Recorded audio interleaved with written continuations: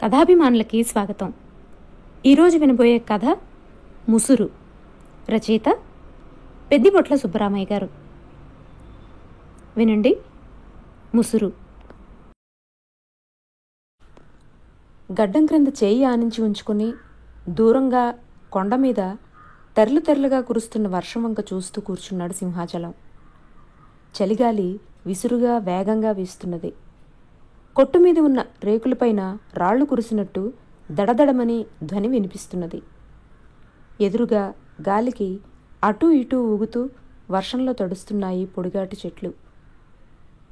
ఏ సాంద్రారణ్యంలోనో బలిసిన ఏనుగులన్నీ ఒకచోట చేరినట్టు మబ్బులు ఆకాశంలో గుమిగూడి గర్జిస్తున్నాయి. ఆ మబ్బులను చీల్చుకుని అప్పుడప్పుడు కళ్ళు మిరుమిట్లు గొలిపేలా ఆకాశంలో గీత గీసినట్టు తళతళా మెరుస్తున్నది మెరుపుతీగ. ఛీ, ఏదో ముసురు అనుకున్నాడు సింహాచలం విసుగ్గా. 5-6 రోజుల నుంచి ఒకటే ముసురు. ఎడతెక్కకుండా రాత్రి పగలు ఒకటే వర్షం. దూరంగా కనిపించే కొండల్ని అడవుల్ని నీళ్లతో ముంచెత్తినట్టయింది. ఎక్కడ చూసినా నీళ్లు, బురద. సింహాచలం పాత మఫ్లర్ చెవుల చుట్టూ చుట్టుకుంటూ కళ్ళు పెద్దవి చేసుకొని చూశాడు. దూరంగా సన్నని తారు రోడ్డు మీద జీపు ఒకటి వస్తున్నది. అతడు లేచి నిలబడి ఒళ్ళు విరుచుకున్నాడు. నోరంతా చేదుగా ఉంది. పక్కన సీసాలో అడుగున ఉన్న పిప్పర్మెంట్ తీసుకుని నోట్లో వేసుకుని అతడు చూరు క్రిందికి వచ్చి నిలబడ్డాడు. అవతల చిన్న పాకలో ఉండే గురవయ్య కొడుకు వెంకడు అంత వర్షంలోనూ ఒంటి మీద చొక్కా లేకుండా చేతిలో 2-3 ఉప్పు చేపలతో ఒక చిన్న నూనె సీసాతో తడుస్తూ నడిచిపోతున్నాడు. అంతకుముందు తారు రోడ్డు మీద దూరంగా కనిపించిన జీపు మలుపు తిరిగి ఎటుపోయిందో ఇప్పుడు కనిపించడం లేదు. మరికొద్దిసేపు ఆగితే గాని అది మళ్ళీ కనిపించదు. సింహాచలం వాళ్లేనేమో అనుకుంటూ మాసిన గడ్డాన్ని చేతులతో తడుముకుంటూ అలాగే నిలబడ్డాడు. లోపల పాకలో ఏదో చప్పుడవుతున్నది. ఇంతలో బంగారయ్య తాటాక్ గొడుగులో వచ్చి బీడీలీవయ్యా అన్నాడు. సింహాచలం బీడీ కట్ట తీసి ఇవ్వబోతే తీసుకోకుండా తల ఊపి, నువ్వు మన లోకంలో ఉండేట్లేదే, ఏం కథ? ఈ బీడీలు ఎప్పుడన్నా తాగానా నేను అని అడిగాడు. సింహాచలం వెంటనే, నీ మార్కు బీడీలు లేవు, ఇయ్యాళ్ళకి ఇడితే సరిపుచ్చుకో. ఈ ముసురు తెరిపిస్తే వెళ్ళి సరుకులన్నీ పట్టుకొస్తాను, అన్నీ నిండుకుండాయి అన్నాడు. బంగారయ్య నవ్వుతూ ఆ బీడీ కట్ట అందుకుని ఒక బీడీ యువతలకి తీసి వెలిగించుకుని, ఇంక నువ్వేం వెళ్తావులే, బంగారం అంటే కోమటి సంగీతంతో సెడ్డాడంట, విన్నాను, అంతా విన్నానయ్యా, కలికాలం బుద్ధులట్ట ముంచుకొస్తా ఉంటే నిన్నని ఏం లాభం అన్నాడు. సింహాచలం బొమ్మలా నిలబడిపోయాడు. బంగారయ్య అంతలో కదిలి పద్రాసుకో అంటూ వెళ్ళిపోయాడు. సింహాచలానికి ఒళ్ళు మండింది. కోపంతో క్రింద పెదవిని కొరుక్కుంటూ నిస్సహాయంగా నిలబడి దూరంగా రోడ్డు మీదకి చూశాడు. అంతలో జీపు మళ్ళీ కనిపించింది. 2-3 నిమిషాల్లోనే అది వేగంగా వచ్చి అతని కొట్టు ముందాగింది. దాని చుట్టూ వర్షపు జల్లు పడకుండా తెరలున్నాయి. లోపల ఎవరున్నారో కనిపించడం లేదు. అంతలో ఒక ఆయన బరువైన బూట్లతో దిగి గొడుగు విప్పి విసుక్కుంటూ నీళ్లను చింతగొడుతూ నడిచి వచ్చి, ఏమయ్యా, గోల్డ్ ఫ్లేక్ సిగరెట్లున్నాయా అని అడిగాడు. సింహాచలం తల అడ్డంగా ఊపి వినయంగా, లేవు బాబు, చార్మినార్ తప్ప ఏమీ లేవు, పాడు ముసురు, ఎటెళ్ళేందుకు ఇల్లు లేకుండా అని చెప్పాడు.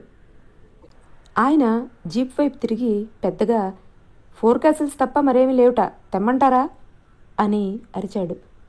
ఎవరో చెయ్యి బయటికి పెట్టి తెమ్మని సైగ చేసి మళ్ళీ వెంటనే చేతులు లోపలికి తీసుకున్నారు. ఆయన సింహాచలం వంక తిరిగి, సరే 4 ప్యాకెట్లు ఇవ్వు అంటూ డబ్బు తీశాడు. సింహాచలం సిగరెట్ ప్యాకెట్లు ఆయనకు అందించి రూపాయి కాగితం తీసుకుని మిగిలిన చిల్లరిచ్చాడు. ఆయన వాటిని కోటు జేబులో పడేసుకుని మళ్ళీ విసుక్కుంటూ నీళ్లను చిందగొడుతూ జీపు దగ్గరికి వెళ్ళాడు. ఆయన ఎక్కగానే జీపు కదిలి అంతలోనే కనుచూపు మేర దాటిపోయింది. సింహాచలం చేతులు రుద్దుకుంటూ కొద్ది క్షణాలు నిలబడ్డాడు.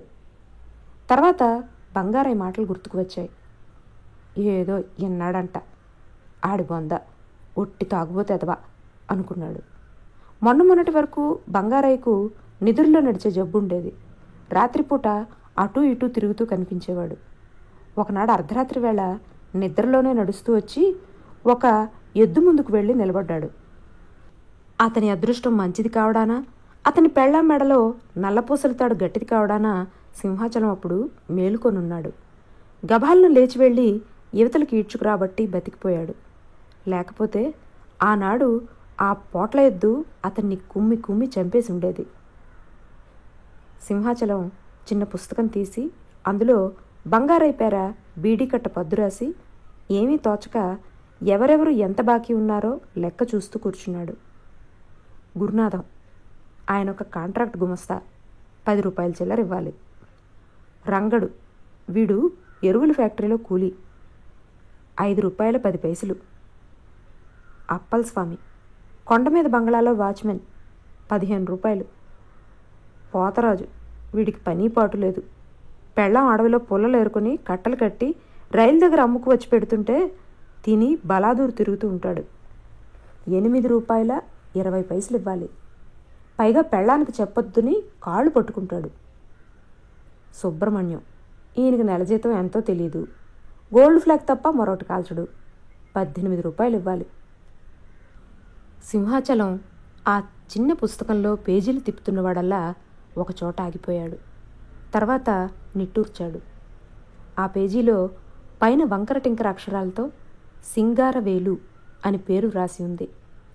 క్రింద ఖాతా, తర్వాత ఒక గీత, పేజీ చివర 3 రూపాయల 10 పైసలు లెక్క. సింగారవేలు అతని కళలో మిగిలినట్టయింది. సింగారవేలు సన్నగా పొడుగ్గా చువ్వలా ఉండేవాడు. ఎల్లప్పుడూ లుంగీ పైకి కట్టుకుని నవ్వుతూ తిరుగుతూ ఉండేవాడు. వచ్చిరాని తెలుగులో మాట్లాడుతూ అందరినీ నవ్విస్తూ ఉండేవాడు. అక్కడే బల్ల మీద కూర్చుని మద్రాసును గురించి, అక్కడి సినిమాలను గురించి ఎడతెక్కకుండా కబుర్లు చెప్తూ ఉండేవాడు. సింహాచలం ఆలోచనలకు అడ్డుకట్ట వేసి పక్కకు చూశాడు. అప్పల్ స్వామి చిరుగులు గొడుగులో వచ్చి చూరు క్రింద నిలబడి దాన్ని నెమ్మదిగా మూసి ఒక పక్కన ఉంచి, ఏమయ్యా సింహాచలం, బేరం లేదనుకుంటానే బొత్తిగా అన్నాడు కూర్చుంటూ. సింహాచలం తల అడ్డంగా ఊపి నిట్టూర్చి, ఇట్ట ముసురు పట్టింది కదా, ఏం చేయని చెప్పు, ఒక్క సరుకు లేదు కోట్లో అన్నాడు. అవునవును, ఇది గాలివానంట, బంగ్లాలో పెద్దోళ్ళు అనుకుంటా ఉంటే విన్నాను, ఇప్పట్లో తగ్గదంట అని చేయి చాపి, ఏది బీడీ కట్టందుకో అన్నాడు అప్పల్ స్వామి.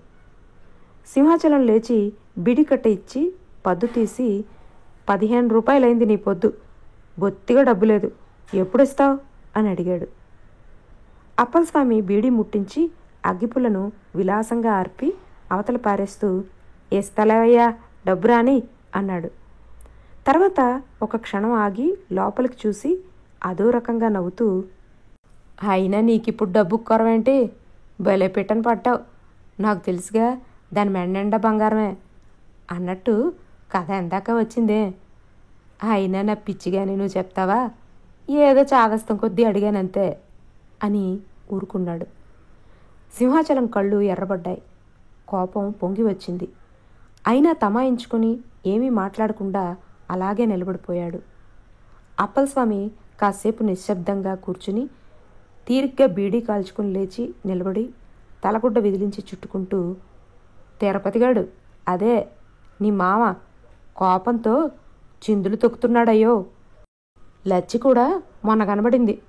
ఒకటే ఏడుపంట రాత్రింబగలు. తండ్రి కూతుర్లు నీ పేరు ఇంటే చాలు మండిపోతూ ఉంటారు. అయినా నువ్వు నాకు నచ్చావు. ముందు మన లాభం చూసుకోవాలి, లేకపోతే ఈ లోకంలో బతకలేం. మంచి పని చేసావు, కానీ కానీ అంటూ గొడుగు తెరుచుకుని వెళ్ళిపోయాడు. సింహాచలం నిస్సహాయంగా చూస్తూ కొయ్య బొమ్మలా నిలబడిపోయాడు. ఒక్క నిమిషం ఆగి ఎవరో తరుముకు వచ్చినట్టు లోపలికి పరిగెత్తుకు వెళ్ళాడు. లోపల పెరియనాయకి దండెం మీద తడిచీరను ఆరవేస్తున్నది. అడుగుల చప్పుడు విని వెనుతిరిగి చూసింది. ఆమెవి చెంపకు చేరడేసి కళ్ళు. ఆ కళ్ళలో ప్రస్ఫుటంగా కనిపించేది అమాయకత్వం. చామనఛాయ ఒంటి రంగు, ప్రత్యేక శ్రద్ధతో తీరిగ్గా కూర్చుని ఎవరో శిల్పి మలిచినట్టుండే చక్కని విగ్రహం. మనసులో అనుమానం తీరగానే సింహాచలం మళ్ళీ వెనుతిరిగి కొట్టు మీదకు వచ్చాడు. అతనికి ఈ 5-6 రోజుల నుంచి కంటి మీద కునుకు లేదు, మనసులో ప్రశాంతత లేదు. ఆమె పరాయి మనిషి, మన భాష తెలీదు. కళ్ళు పెద్దవి చేసుకుని అమాయకంగా చూడడం తప్ప మరేమీ చేతకాదల్లే ఉంది ఆమెకు. నిశ్శబ్దంగా ఏడుస్తూ ఒక మూల కూర్చున్నది 5-6 రోజుల నుంచి. సింహాచలం ప్రతి నిమిషము జాగ్రత్తగా ఉన్నాడు. అతని మనసులో అనుమానం. ఆమె తన కన్నుగప్పి ఏ నిమిషంలో ఏ అఘాయిత్యం చేస్తుందో అని దిగులు. అందుకే కొట్లో సరుకులన్నీ నిండుకున్నా అతడు ఎక్కడికి వెళ్ళలేదు. ఆ గుక్కెడు ప్రాణాలు పోవడానికి ఎంత కావాలి? ఒక మూరెడు గుడ్డపేలికి గాని తాడు గాని చాలు. దొడ్లో బావి ఉండనే ఉంది. అది కాకపోతే కొంచెం కిరసనాయలు, ఒక అగ్గిపుల్లో. అన్నీ ఆమెకు అందుబాటులోనే ఉన్నాయి. అందువల్లనే అతడు రాత్రిపూట కూడా కంటి మీద కునుకు లేకుండా మేలుకొని గడిపాడు. ఎప్పుడన్నా కొద్ది నిమిషాల సేపు కునుకు పడితే మెలకు రాగానే ఉలికిపడి లేచి చివాలన లోపలికి వెళ్ళి చూసేవాడు. తీరా చూస్తే ఆమె లోపల నేల మీద కొంగుపరుచుకుని నిద్రపోతూ ఉండేది. పగటిపూట ధైర్యం చేసి ఆమెను ఒంటరిగా వదిలి సరుకుల కోసం వెళ్ళినా ఆమెను గురించి, ఆమె మెడలో నగల గురించే దిగులు తప్పదు. అతడు కాళ్ళు ముడుచుకుని బల్ల మీద కూర్చుని తాను అన్ని వివరాలతో ఉత్తరం రాయించి ఎన్నాళ్ళయిందో వేళ్లు మడిచి లెక్క వేసుకున్నాడు. ఎంత ఆలస్యంగా చేరినా వాళ్ళకి ఆ ఉత్తరం ఈ పాటికి అంది ఉండాలి. వాళ్ళు ఈ పాటికి బయలుదేరి రావాల్సిందే మరి. అయినా ఆనాడు బంగళాలో ఉండే ఆ ముసలి పంతులు వాళ్ళ అడ్రస్ సరిగ్గా రాసాడో లేదో, అసలు ఆమె చెప్పిన అడ్రస్సు సరి అయిందో కాదో. అంతలో తిరుపతి వాన చినుకుల్లో తడుస్తూ తడబడుతూ నడుస్తూ వచ్చాడు అక్కడికి. సింహాచలం లేచి నిలబడ్డాడు. తిరుపతి నుదిటిని కనురెప్పలను తుడుచుకుంటూ కూర్చుని ముందు అదొక రకంగా నవ్వాడు. సింహాచలం ఏం మాట్లాడాలో ఏం చెయ్యాలో తెలియని వాళ్ళ నిలబడి ఉండిపోయాడు. తిరుపతి 40 ఏళ్లవాడు. బాగా తాగినట్టున్నాడు. మనిషిలో నిలకడలేదు. అతడంతలో సింహాచలం వంక క్రూరంగా చూస్తూ కొన్ని క్షణాలు ఏమీ మాట్లాడలేదు. తర్వాత హఠాత్తుగా, ఏరా నా ముద్దులలుడు, అది లోపలే ఉందా ఇంకా అని అడిగాడు. సింహాచలం తల ఊపి ఊరుకున్నాడు. అవును ఉంటుందిలే, ఉండక మరింక ఏడకపోద్ది పాపం. మంచి మొగోడివి దొరకవు, అది ఇంక నిన్ను వదిలిపెట్టుద్దా? అసలు మేమంతా తెలివి తక్కువ సన్నాసులం రా, నువ్వు ఒక్కడవే ఇక్కడ తెలివిగల మొగోడివి అంతే మరి అన్నాడు తిరుపతి ఎగతాళిగా. సింహాచలం తిరుపతికి దగ్గరగా వచ్చి, మావా నువ్వు చెప్పుడు మాటలిన్నావు, తప్పుడు మాటలిన్నావు, వాటిని నమ్మకు. తల్లి తోడు, నేనే పాపం ఎరగను. ఆ పిల్ల పాపం కష్టంలో ఉంది. వాళ్ళ పెద్దోళ్ళకు కార్డు రాయించి పడేసినాను. వాళ్ళొచ్చి ఆ పిల్లని తోలుకెళ్ళిపోతారు. నా మాట నమ్ము అన్నాడు. తిరుపతి ఉన్నట్టుండి పెద్దగా నవ్వటం మొదలుపెట్టాడు. లేచి వంగిపోయి పొట్ట పట్టుకుని మరీ నవ్వాడు. తర్వాత అకస్మాత్తుగా గంభీరంగా మారిపోయి, అరే నాకు 50 ఏళ్ళురా, ఇట్టాటి మోసపు మాటలు సివిల్తో ఎన్ని అన్నానో లెక్కలేదు. గుడ్డొచ్చి పిల్లని ఎక్కిరించిందట. నాకు చదువులు నేర్పుతావురా దాగాకోర్? లచ్చికి నీ సంగతి తెలీదురా, పాపం పిచ్చి పిల్ల నిన్ను నమ్మింది. ఇప్పుడు అందరికీ నీ ద్రోహం తెలిసిందిరా. అదృష్టవంతుడివిలే, మంచోళ్ళ మధ్యన ఉన్నావు. ఇంకో చోటైతే పిచ్చికొకనాగా కొట్టి తరిమేసేవాళ్ళు. సరే, నీకిప్పుడే చెప్పేస్తే మంచిది. లక్ష్మీని ఇంకా ఆశలు పెట్టుకో మాకు. దానికి కోటిగాడికి నిన్నే మనువు కుదుర్చేసినాం అంటూ లేచాడు. సింహాచలం నివ్వెరపోయాడు. విషయం ఇంత దూరం వస్తుందని అతడు కల్లో కూడా అనుకోలేదు. అతని నోట మాట రాలేదు. అవాక్కయి శిలాప్రతిమలా నిలబడిపోయాడు. తిరుపతి విజయం సాధించిన వాళ్ళ లేచి నిలబడి లోపలికి చూస్తూ మెటికలు విరిచి, అమ్మా మహాతల్లి, నువ్వెవరవో నాకు తెలదు, కానీ గొప్ప తెలివిగలదానివి, సుఖపడతావు, నా ఉసురు కూడా పోసుకు బతుకు అంటూ కొంత దూరం వెళ్ళి ఆగి, ఇది లోకంరా, ఈడ తెలివి తక్కువ వాళ్ళు ఎవరు లేరు, పైన దేవుడు ఉండాడురా, అంతా చూస్తూనే ఉంటాడు, నీకు దానికి కనా కష్ట బతుకు రాసిపెట్టే ఉందిలే, ఇంతకింత అనుభవిస్తారు, ఎగిరి పడమాకండి అని తిడుతూ వెళ్ళిపోయాడు. సింహాచలం సర్వస్వం కోల్పోయిన వాళ్ళ ఒక నిమిషం దీనంగా కూర్చున్నాడు. తర్వాత ఉన్నట్టుండి అతనికి కోపం ముంచుకొచ్చింది. లోపల చేరి 24 గంటలు ఏడుస్తూ ఈ పిల్ల అతని కొంప మీదకి తెచ్చింది. అతని బతుకులో నిప్పులు పోసింది. ఆమెను ఇక్కడి నుంచి తరిమేస్తే తప్ప లాభం లేదు. అతడంతలో కోపంతో మొహం కందగడ్డలా చేసుకుని పెద్ద పెద్ద అంగలు వేస్తూ లోపలికి వెళ్ళాడు. పెరియనాయికి ఏం గుర్తు వచ్చిందో ఏమో, పెరటి గుమ్మంలో కూర్చుని నెమ్మదిగా ఏడుస్తున్నది. సింహాచలం చప్పగా చల్లబడిపోయాడు. అంతలోనే అయ్యో పాపం అనిపించింది అతనికి. దగ్గరికి వెళ్ళి నిలబడి ఓదార్పుగా, ఊరుకో అమ్మా, నువ్వట్ట కళ్ళు లొత్తలు పడేట్టి ఏడిస్తే మాత్రం ఆ పోయినోడు తిరిగి వస్తాడా, గుండె రాయి చేసుకో, నా మాట ఇనుకో అన్నాడు. ఆమెకు అతని మాటల్లో ఎన్ని అర్థమయ్యాయో అతనికి తెలియదు. అయినా కొంగుతో కళ్ళు తుడుచుకుని ఏడుపు మానేసి దూరంగా కొండల మీద దట్టంగా ఉన్న చెట్ల వంక చూస్తూ ఉండిపోయింది. అంతట్లో వాకిట్లో ఎవరిదో నవ్వు వినిపించింది. అతడు వెంటనే యువతలకి వచ్చాడు. గురునాథం నెత్తిన గుడ్డ కప్పుకొని నిలబడి ఉండి నవ్వుతూ సింహాచలం వంకే చూసి, 2 సిగరెట్లు ఇవయ్యా అన్నాడు. అతడు సిగరెట్లు తీసుకుని తన దారిని తాను పోకుండా, ఓహ్ ఏం వానా, ప్రాణం తీసేసిందే, ఎప్పుడు తెరిపిస్తుందో గాని, సూర్యభగవానుడు దర్శనమే కాలేదు 5-6 రోజుల నుంచి, నేను పుట్టిపుద్దెరిగిన తర్వాత ఇంతటి గాలివాన చూడలేదనుకో అన్నాడు.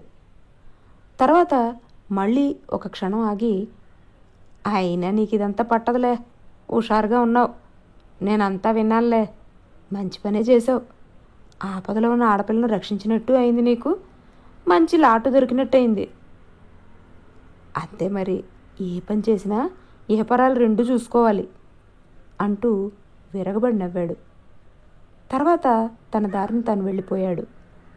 సింహాచలం మతిపోయిన వాళ్ళ కూలబడ్డాడు. తర్వాత వణుకుతున్న వ్రేళ్లతో చెక్కబల్ల మీద కాసేపు తబలా వాయించాడు. వెంటనే ఉన్నట్లుండి ఒక సోడా కొట్టుకొని గడగడా తాగి బీడీ తీసి ముట్టించాడు. అలవాటు లేనందువల్ల ముందు పొగ గుండెల్లోకి పోయి దగ్గు వచ్చింది. వెంటనే తమాయించుకుని కాళ్ళు బల్ల మీదకి జాపి కూర్చుని సారా తాగిన వాళ్ళ, రేయ్ మీరందరూ మడుసులు కారు, పసరాలరా, ఆ పిల్లకు నాకు రంకు కడతారంట్రా, ఒక్కొక్కడు రండ్రా మీ అంతు తేల్చేస్తాను, రండ్రా ఒక్కో దెబ్బతో అందరినీ సఫా చేస్తాను, రండ్రా అని అరిచాడు పెద్దగా. పెరియనాయికి లోపల నుంచి వచ్చి చూసింది. అక్కడ చుట్టుప్రక్కల ఎవరూ లేరు. అతడెవరితో అలా ఉద్రేకంగా మాట్లాడుతున్నాడో ఆమెకు అర్థం కాలేదు. అంతలో అతడు వెనుతిరిగి చూసి సిగ్గుపడిపోయాడు. బీడీ అవతల పారేసి మామూలుగా కూర్చుని కూని రాగం తీయడం ప్రారంభించాడు. కొన్ని క్షణాలు ఆగి వెనుతిరిగి చూస్తే ఆమె అక్కడ లేదు. అతడు గుండెల నిండా గాలి పీల్చుకుని కళ్ళు మూసుకుని అలాగే కూర్చున్నాడు. అంతకుముందు చాలాసార్లు సింగారవేలు తనను గురించిన వివరాలు, తన ఇబ్బందులు అన్నీ చెప్పుకున్నాడు. అతడక్కడికి వచ్చి 3 నెలలైందేమో. వచ్చి రాగానే ఎరువుల ఫ్యాక్టరీలో పనిలో చేరి ఒక పాకలో కాపురం పెట్టాడు. అతన్ని పెరియనాయకిని చూసి అందరూ మొగుడు పెళ్ళాలనే అనుకున్నారు మొదట్లో. కానీ అసలు విషయం ఎవరికి ఎలా తెలిసిందో మరి. ఉన్నట్టుండి అందరూ అరవ్వడు ఆ పిల్లని లేవ తీసుకొచ్చాడంట అని చెప్పుకోవడం ప్రారంభించారు. ఆ విషయం అందరికీ తెలిసింది. సింగారవేలు ఆ మాటలను విని కూడా పట్టించుకోలేదు. మామూలుగానే నవ్వుతూ తిరిగేవాడు. సింహాచలంతో ఒకసారి అవును తంబి, వాళ్ళంతా అనుకునేది నిజం అని చెప్పాడు కూడా.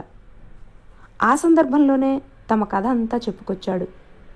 పెరీనాయికి సింగారవేలు చిన్నప్పటి నుంచి ప్రేమించుకున్నారు.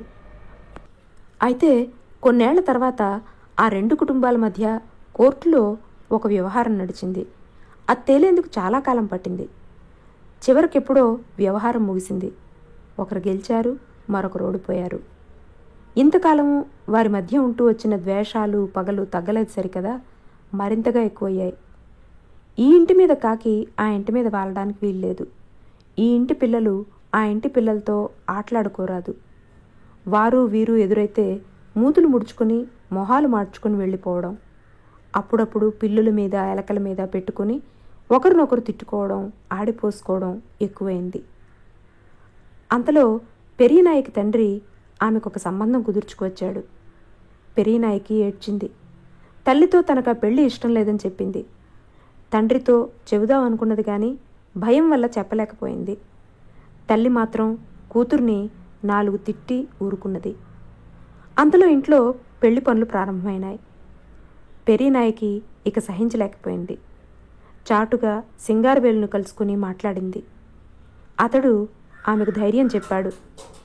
మాటిమాటికి నేను నిన్ను ప్రేమిస్తున్నాను, నువ్వు లేకపోతే బతకలేను అన్నాడు. తర్వాత ఇద్దరూ ఒకచోట కూర్చుని ఉపాయాలు ఆలోచించారు. ఎవరికి తోచింది వారు చెప్పారు. అవుననుకుని కాదనుకుని చివరకు ఒక నిర్ణయానికి వచ్చారు. తెల్లవారితే పెళ్ళి అనగా పెరియనాయికి ఆ క్రిందటి రాత్రి బయలుదేరి సెంట్రల్ స్టేషన్కు వచ్చేట్టు, అప్పటికి సింగారవేలు అక్కడ టిక్కెట్లతో సిద్ధంగా ఉండేట్టు నిర్ణయమైంది. తర్వాత గప్చిప్గా ఇద్దరూ రైలుకి వెళ్ళిపోవడమే అన్నమాట. అంతా అనుకున్న ప్రకారమే జరిగింది. ముందు ఇద్దరు గుంటూరు వచ్చారు. అక్కడ ఎవరో చెప్పగా ఇక్కడ కొత్తగా ఎరువుల కంపెనీ పెట్టారని తెలిసి ఇక్కడికి వచ్చేశారు. వచ్చి రాగానే సింగారవేలు వారి కాళ్ళు వీరి కాళ్ళు పట్టుకుని ప్రాధేయపడి పని సంపాదించాడు. అతడు రోజు ఉదయం నుంచి సాయంకాలం వరకు ఆ మట్టిలో దుమ్ములో ఘాటైన వాతావరణంలో పనిచేసేవాడు. పొద్దుగూకుతూ ఉండగా తలకొక గుడ్డ చుట్టుకుని దుమ్ము కొట్టుకున్న బట్టలతో ఉసూరుమంటూ ఇంటికి చేరుకునేవాడు. అలా ఎన్నాళ్ళో గడవలేదు. అతని ఆరోగ్యం దెబ్బతిన్నది. వారం రోజుల పాటు జ్వరం మూలంగా అసలు లేవలేకపోయాడు. జ్వరం తగ్గిన తర్వాత నీరసంగా నడిచి ఫ్యాక్టరీకి వెడితే అతన్ని పనిలో నుంచి తీసేశాం, పొమ్మన్నారు. అతడు దిగాలు పడి తిరిగి వచ్చాడు. పెరియనాయికి అతనికి ధైర్యం చెప్పింది. అంతగా అయితే నా దగ్గరున్న నగలు అమ్ముదాం అన్నది. కానీ అతడు వినలేదు. రోజు ఏదో కాయకష్టం చేసి రూపాయో అర్ధో సంపాదించుకొచ్చేవాడు. లేనినాడు అదీ లేదు. ఇద్దరూ గుట్టు చప్పుడు కాకుండా కడుపు నిండా నీళ్లు తాగి గడిపివేసేవారు. సింహాచలం కళ్ళు తెరిచాడు. ఎదురుగా కోటమ్మ నిలబడి ఉంది. ఏమయ్యా, పొగాకుందా అని అడుగుతున్నది. సింహాచలం ఆవులించి లేదు అన్నాడు. ఆమె సరే బాగుందయ్యా, పొగాకు లేకపోతే కొట్టెందుకు తెరిచినావు? మూసుకుని లోపల తొంగలేకపోయావా? పొగాకు తీసుకెళ్ళకపోతే మా ఆయన ఎముకలు ఎరగొడతాడు. ఎట్టాగబ్బా అని గొణుక్కుంటూ వెళ్ళిపోయింది. ఆకాశానికి చిల్లి పడ్డట్టు వర్షం నిలిచి కురుస్తున్నది. ఒక రంగురంగుల బుల్లిపిట్ట వర్షంలో చప్పగా తడిసి ఎగురుకుంటూ వచ్చి తడికి మీదుగా నిలబడి రెక్కలు విదిలించుకుంటున్నది. దూరంగా కొండలన్నీ ఆ ముసురులో మసకమసగ్గా మాత్రమే కనిపిస్తున్నాయి. సింహాచలం మళ్లీ కళ్ళు మూసుకున్నాడు. అతనికి 5-6 రోజుల క్రిందట జరిగిన వృత్తాంతం అంతా కళ్ల ముందు పునరావృతం అయింది. ఆనాడు సింహాచలం రైలు దిగి వచ్చి సరుకులన్నీ సర్దుకున్నాడు. అంతలోనే కొండల మీద క్రింద అడవిలోనూ సమస్త ప్రపంచం మీదనూ చీకటి చిక్కగా వ్యాపించింది.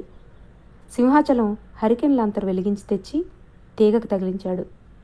పక్కనే తడిక వెనుక అతడు ఉదయం బయలుదేరి వెళ్లే ముందు ప్రారంభమైన పేకాట ఇప్పుడే ముగిసినట్టున్నది. పేకలు అవతల పారేసి వాళ్ళందరూ కబుర్లలో పడ్డారు. సింహాచలం అటు వెళ్ళి చూశాడు. సింగారవేలు ఒక పక్కన మొహం మీద గుడ్డ వేసుకుని పడుకుని ఉన్నాడు. అక్కడ మధ్యలో దీపం వెలుగుతున్నది. కొందరు గోడకు ఆనుకుని కూర్చుని మరికొందరు నడుము వాల్చి ఏవేవో విషయాలు మాట్లాడుకుంటున్నారు. అంతలోనే సంభాషణ తాగుడు మీదకి నిషేధం మీదకి మళ్ళింది.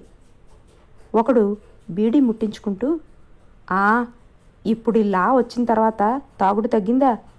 నన్ను అడిగితే మునపటి కంటే ఎక్కువైపోయిందంటాను. మునిపేవడో తాగదలుచుకున్నవాడు తాగేవాడు, ఇప్పుడు వద్దనే తలికి మరింత పెరిగింది. ఇప్పుడు అంతా సుక్కేసుకుంటానే ఉండారు అన్నాడు. అవునోస్, మునిపే నయం. ఆ మాటకొస్తే ఇప్పుడు ఇంటింటికి సారా బట్టి. పోయినేడు ఆ వెంకటేష్ గడి పాక గుప్పుని ఎట్టా తగలబడింది? సారాకాయలు ఉండబట్టేగా. అప్పుడు డబ్బులు పారేస్తే మంచి సరుకు దొరికేది. ఇప్పుడు అట్ట కాదు, అందరూ వచ్చి అమోనియా సరుకు తాగుతూ ఉండారు. లా వచ్చి మంచి చేసిందట. ఏం మంచి? అంతే మరి, నిషా కోసం ఏది పెడితే అది తాగేస్తూ ఉంటారు. ఆ పక్క పాకల్లోకి వెళ్ళి చూడు తెలుసుద్ది. ఆ జహర్గాడు స్పిరిట్ తాగుతాడంట. వ్యసనం అంటే అదేరా నాయన. ఆ యాళ్ళకి ఏం దొరక్కపోతే కిరసనాయిలు కూడా తాగేస్తాడు. కిరసనాయిలు తాగితే కిక్కురు మనకుండా సచ్చి ఊరుకుంటాడు. సంభాషణ ఈ దశలో ఉండగా సింగారవేలు ఒక్కసారిగా లేచి, కిరసనాయిలు తాగితే చచ్చిపోతారా? ఎవరో మాట అనేది అన్నాడు ఛాలెంజ్ చేస్తున్నట్టు. నేనే అన్నానమాట. ఏ, నువ్వు తాగలవా? తాగుతాను. కాయ కిరసనాయిలు తాగుతాను. ఎంత పందెం? అబ్బో, గొప్ప మనగడు బయలుదేరాడయ్యా. సరే, 25 రూపాయలు పందెం, కానీ తాగు. అప్పుడు సింగారవేలు కళ్ళు మెరిశాయి. అతని చూపుల్లో తెగింపు కనిపించింది. కళ్ళు ఎగరవేసి లేచి సరిగా కూర్చుని, సరే తెప్పించండి అన్నాడు నిశ్చయంగా. అంతలో ఒకడు దీపం పెద్దది చేశాడు. ఒకడిని డబ్బులిచ్చి కిరసనాయిల కోసం పంపించారు. వాడు వెళ్ళి ముందు అందరికీ ఈ విషయం దండోరా వేశాడు. క్రమంగా అక్కడ జనం మూగారు. అంతా రణగుణ ధ్వనిగా ఉంది. ఎదుటివాడు చెప్పేది వినిపించుకోకుండా అందరూ ఒకటే రొదగా మాట్లాడుతున్నారు. అంతలో అందరూ నిశ్శబ్దంగా ఆత్రంగా నిలబడి చూస్తూ ఉండగా సింగారవేలు సీసా కిరసనాయిలు గుక్కెడుగా తాగేశాడు. చివరి గుక్క మింగి సీసా వంచి చూపించి వణికే కాళ్లతో లేచి నిలబడి చేయి జాపి డబ్బుతే అని అడిగి ఆ వ్యక్తి చేతిలో నుంచి నోట్లు అందుకున్నాడు. గోడ కానుకొని నిలబడి నెమ్మదిగా లెక్క పెట్టుకున్నాడు. తర్వాత జనాన్ని తప్పించుకుని ఇంటికి వెళ్ళిపోయాడు. జనం తర్వాత చాలాసేపు అతన్ని గురించి మాట్లాడుకున్నారు. మొత్తానికి అతడు గజ తాగుబోతు అయి ఉండాలనే నిర్ణయానికి వచ్చారు. ఆనాడు రాత్రి ఆకాశంలో మబ్బులు దట్టంగా కమ్మాయి. దళసరి నల్లని తెరను ప్రపంచం మీద కప్పినట్టయింది. చల్లని గాలి దిగంతాల నుండి వేగంగా వీచింది. దానితో ఆ మబ్బులన్నీ జల్లున జలధరించాయి. దాదాపు అరగంట సేపు పెద్ద వర్షం కురిసింది. తెలతెలవారుతూ ఉండగా సింహాచలం లేచి కళ్ళు నిలుముకుంటూ యువతలకి వచ్చి కొయ్యబారిపోయాడు. సింగారవేలు పాకముందు జనం మూగి ఉన్నారు. ఒకడు కత్తితో వెదురు వాసాలను చీలుస్తున్నాడు. మరొకడు వాటిని 2 పొడుగాటి వాసాల మధ్య ఉంచి తాటితో గట్టిగా బిగిస్తున్నాడు. ఆ చిన్న పంచలో సింగారవేలు శవాన్ని పడుకోబెట్టారు. పైనుంచి కింది దాకా గుడ్డ కప్పారు.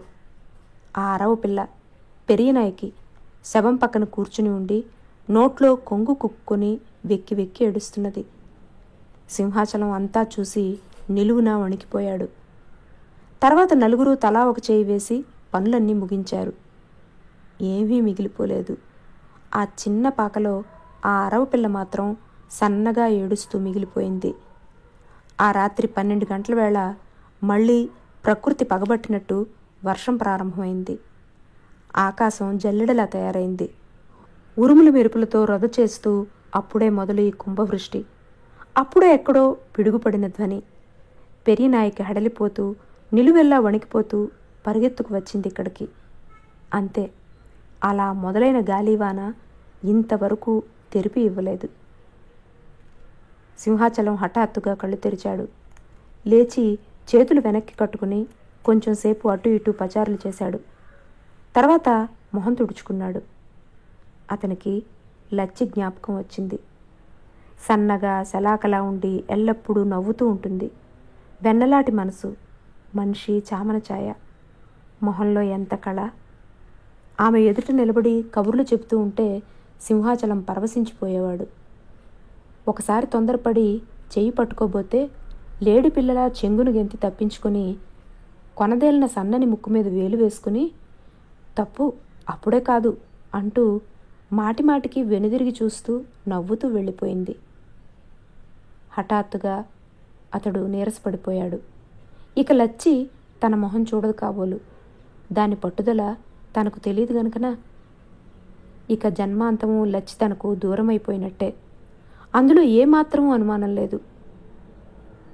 సింహాచలం ఉలిక్కిపడి లేచి నిలబడ్డాడు. ఎదురుగా గొడుగుల్లో 2 నడివయసు వ్యక్తులు నిలబడి ఉన్నారు.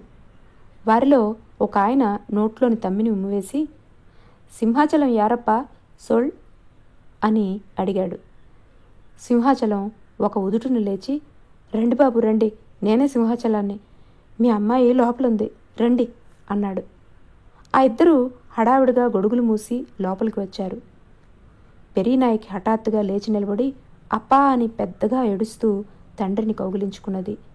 అతడు కూడా కళ్ళనీళ్లు పెట్టుకుని ఆమెను సముదాయిస్తూ చాలాసేపు మాటా పలుకు లేకుండా నిలబడిపోయాడు.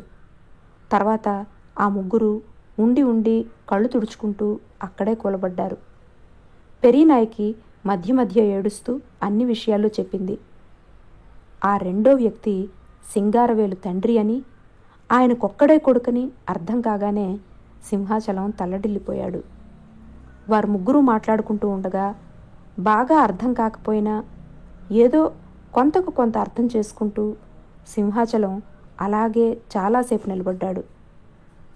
తర్వాత సంభాషణ తన మీదికి మళ్ళిందని అర్థం చేసుకోగానే యువతలికి వచ్చి బల్ల మీద నిశ్శబ్దంగా కూర్చుండిపోయాడు.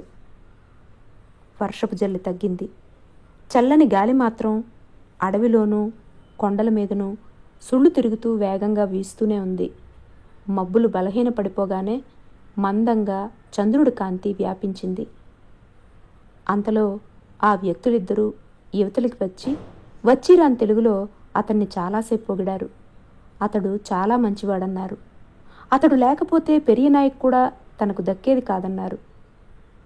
చుట్టుపక్కల వారి మాటలను గురించి పెరియనాయకి చెప్పిందని, వాటిని అసలు పట్టించుకోవద్దని అన్నారు. ఏనుగులను చూసి కుక్కలు మొరుగుతాయి, అంతలో ఏమీ మునిగిపోదన్నారు. సింహాచలం ఏమీ మాట్లాడలేక అలా బొమ్మలా కూర్చుని అంతా విన్నాడు. తర్వాత వెనుదిరిగి చూస్తే పెరియనాయకి కళ్ళ నిండా కృతజ్ఞత నింపుకొని చూస్తూ నిలబడి ఉన్నది. మరో గంటలో అందరూ ప్రయాణానికి సిద్ధమైనారు. సింహాచలం కొట్టు కట్టేసి గుమ్మానికి తాళం వేసి వారి వెంట మైలు దూరము నడిచి స్టేషన్కు వచ్చాడు. నడుస్తున్నంతసేపు ఉండి ఉండి ఆ పెద్ద మనుషులు తమ కృతజ్ఞత తెలియబరుచుకుంటూనే ఉన్నారు. వారు ఆ చిన్న స్టేషన్కు చేరుకున్న 5 నిమిషాల వ్యవధిలోనే రైలు వచ్చింది. ఆ ముగ్గురు చివరి పెట్టెలో ఎక్కి కూర్చున్నారు. గార్డు ఈలవేయగానే ఆ పెద్ద మనుషులిద్దరూ చేతులు జోడించి వస్తాం సామి అన్నారు. పెరియనాయక్ కూడా 2 చేతులు జోడించి ఏదో అన్నది కానీ ఆ మాటలు రైలు కదులుతున్న రొదలో అతనికి వినబడలేదు. అతడు కొద్ది క్షణాలు చేయి ఊపుతూ అలాగే నిలబడిపోయాడు. అంతలో ఎక్కడలేని ఒంటరితనం అతన్ని ఆవహించింది. అతడు జేబులు తణుకున్నాడు. చొక్కా చేతులు మడతలు విప్పి మళ్ళీ పెట్టుకున్నాడు. చేతి వ్రేళ్లతో జుట్టును పైకి తోసుకున్నాడు. తర్వాత నెమ్మదిగా నడిచి యువతలికి వచ్చి రోడ్డు ఎక్కాడు. ఆ రోడ్డు తెల్లగా కొండను చుట్టిన తెల్లని కొండ చిలువలా ఉంది. అతడు చాలా దూరం నడిచి వచ్చి ఒకచోట ఆగాడు. ఆ పాకలో నుంచి నవ్వులు వినిపిస్తున్నాయి.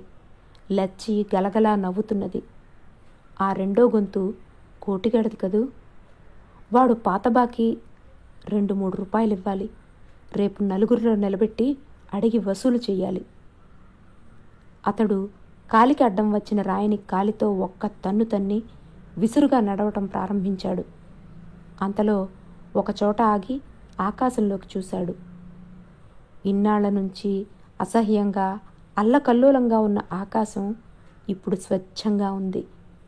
చంద్రబింబం పెద్ద మంచి ముత్యపు ముక్కవలే 2 చిన్న మబ్బు తునకల మధ్య ప్రకాశిస్తున్నది.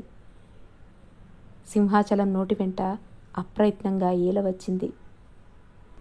ఈ కొద్ది రోజుల ముసురులో తాను చాలా కోల్పోయానని అనుకున్నాడెంతసేపు. ఇప్పుడు తమాయించుకున్నాడు. ఇక ఆపకుండా ఈల వేసుకుంటూ హుషారుగా నడిచి ఇల్లు చేరుకుని ఆరుబయట కుక్కి మంచం వేసుకుని పడుకుని గుర్రు పెట్టి నిద్రపోయాడు. అతనికి కలలో అన్నీ రంగురంగుల మంచి ముత్యాలు, గంధపు చెట్ల అరణ్యాలు కనిపించాయి. ఇది ముసురు కథ. కథ ముసురు పట్టడంతో మొదలైంది. ముగిసేసరికి ముసురు తొలగింది. అప్పుడప్పుడు ముసురు పట్టడం మంచిదే. అప్పుడే మంచి గంధపు మనసులేవో తెలుస్తాయి. ఇది ఈసారికి. వచ్చేసారి మరో మంచి కథతో కలుద్దాం. అంతవరకు సెలవు. నమస్కారం.